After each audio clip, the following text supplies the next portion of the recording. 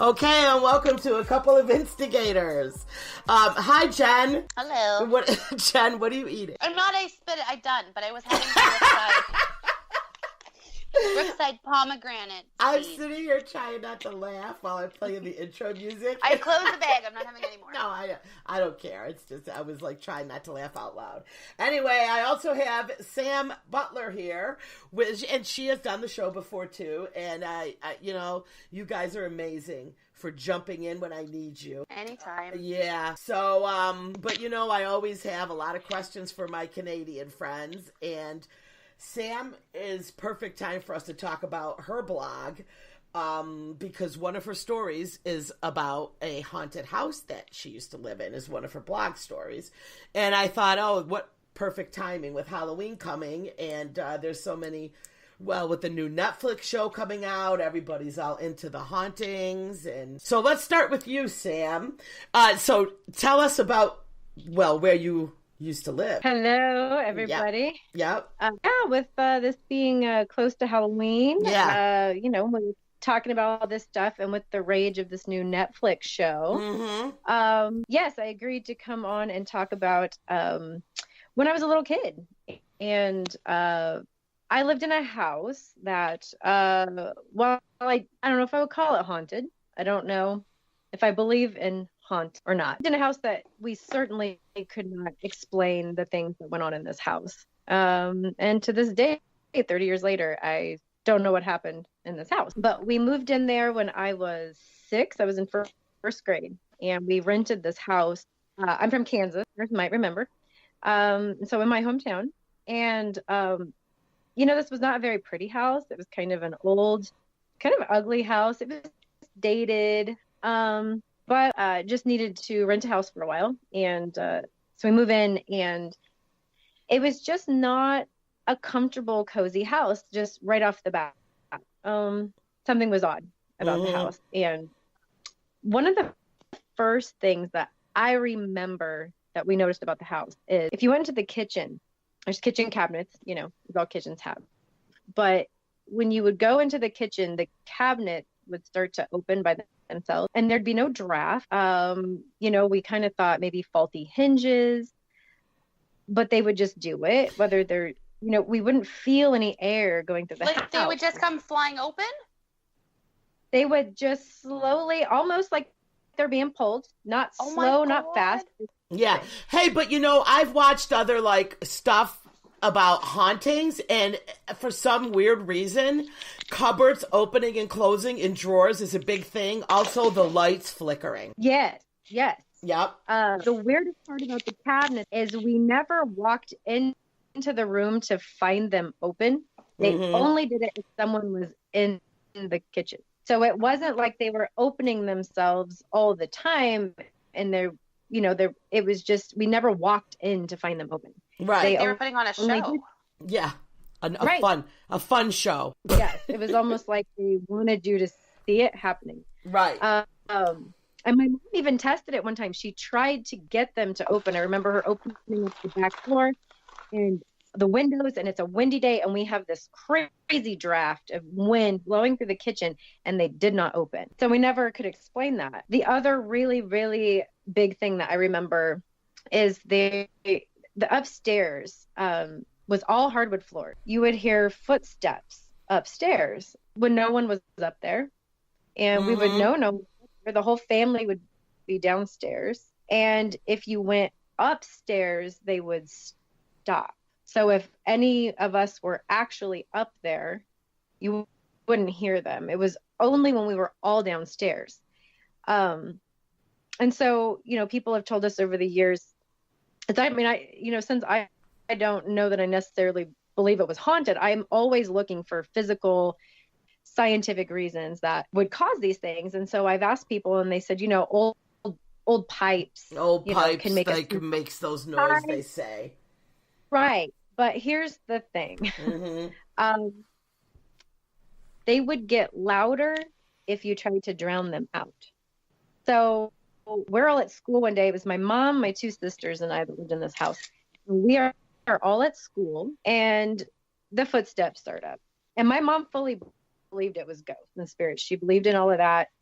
She absolutely believed there was an entity or entities living in that house. And so they just wouldn't knock it off. And she finally got mad and she went to the bottom of the stairs and she yelled at them to just please shut the hell up because she had about enough. And they stopped for just a short and then they started back up. And so my mom said, I was just so mad. And she went to her, this was the 80s, she went to her record player and she puts on them and she cranks the volume up and they got louder to try to drown out her music. Oh, really? That's crazy. Yeah, you know, and my sister-in-law is I don't know what you call her. I wouldn't necessarily say psychic. Anyway, but she's been doing it all her life, and actually she has even worked at Lilydale, which is like a big thing. But I'm telling you, my grandfather, I swear, was haunting us right after he passed away by the lights in the house were surging, seriously, like going on and off, on and off. It was so weird. We called electricians. We did everything. I thought maybe the house was going to burn down. There was an electrical problem. And my sister-in-law's like, you have to tell Grandpa to get out. You have to tell him to leave and to go. And I was like, you're crazy. So I was like, and did it. And the lights were, and you know what? The microwave would even surge. And she said something about that. It has to do with like, they mess with electric because of their presence. I have no idea what she was talking about, but I screamed for Grandpa to get out and it stopped happening. Wow. I don't know if that's weird. I don't know. But I had a friend over when I did it, and she thought I had totally lost my mind when I screamed, Grandpa, go.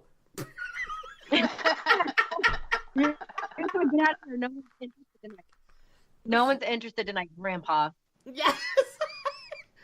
But did you notice any surges in electric?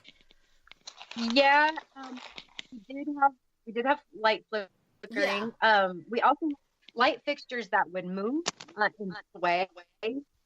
We had those old, ugly, like almost chandelier lights that have like the 5 prongs with like the light bulb at the end. You know what I'm talking about? Yes. It used to be kind of common in the day. And they would sway and flicker. We used to hear the sound of a creaking rocking chair rocking back and forth, back and forth. We didn't have a rocking chair. We used to hear someone sawing wood. That was so freaky when I read that in your story, the sawing wood. No, I'm out. Yeah, right. Wood. We heard a dog that chewed on a bone, really loud. Yeah, it was chewing the bones that were sawed up with that. I don't know. Have you ever looked into what happened in that house? No, and to this day, I don't know what stopped me from doing it, but I've never even tried. To be honest, I couldn't tell you the address of this house. I could drive you to it right now. I know exactly where it is, but I don't even remember the address because I spent so many years trying not to think about the house. Wow.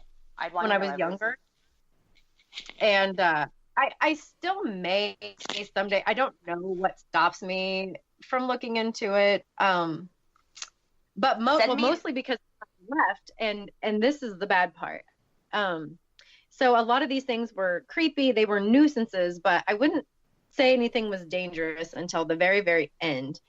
And toward the end of when we lived there about 6 months. That was about all we could take. And my mom used to work evenings. She was a nurse. And so it was my high school aged sisters and I that would be home all evening. And we all finally, at this point, toward the end of staying there, we didn't sleep alone anymore. We all slept downstairs in my mom's room together. And nobody went to their bedrooms. You didn't go upstairs if you didn't have to, ever. And one night my mom came home from work and it was all hardwood floors on the second floor of this house. There was not a stitch of carpet up there. And so we never took our vacuum cleaner upstairs. There was no reason to. It was always downstairs. And my mom came home one night to see smoke in the house and a motor running. Oh, and God. When she went upstairs, when she went upstairs to find out what was going on, upstairs in the upstairs bathroom, our vacuum was plugged in and turned on and had been running, that it was smoking and sparking, and it was about to catch fire. Holy crap. And if it had, it would have caught the house on fire. We have no idea how that happened, or why, but that was it. My mom said, well, my kids could have died tonight. We're moving. And we did 2 weeks. Yep. That's insane. Yeah. Yeah. Have you told anybody? Like, does anybody have any idea what it could be? Like, it has to be ghosts. What else could it be? I know. We've talked to so many people. And when we lived in the house, everybody, I think at first, I remember my sister's friends thought it was real funny to try to scare us more. Like, everyone thought it was really exciting when my sisters, they were in high school, and they're telling their friends the weird stuff that goes on. And at first, everyone would think it was super cool, and they'd want to come to the house. And I think everyone thought we were crazy until they would see things or hear things or the footsteps and go up and look, and no one was there. And the more people started to realize we weren't crazy, the more people just stopped coming to the house. I remember my mom talked about one of her best friends came over to have coffee one day, and we were all at school, and the footsteps started up, and she asked my mom, oh, the kids aren't at school. And Mom said, oh yeah, they are. That's just whatever. It just happens. And her friend didn't believe her that no one was up there, and she went up there to look. And she had told my mom, it's all poppycock, this is baloney, like, this isn't happening. And she went upstairs and looked in every room, and Mom said she could hear her going room to room to room. And she said she flew down the stairs. And this was a pretty heavy set woman who didn't move very quick. And she said I like your mom. The visual. That's my twin flame. Yeah. She was thundering. She came thundering down the stairs. She said she was as white as me.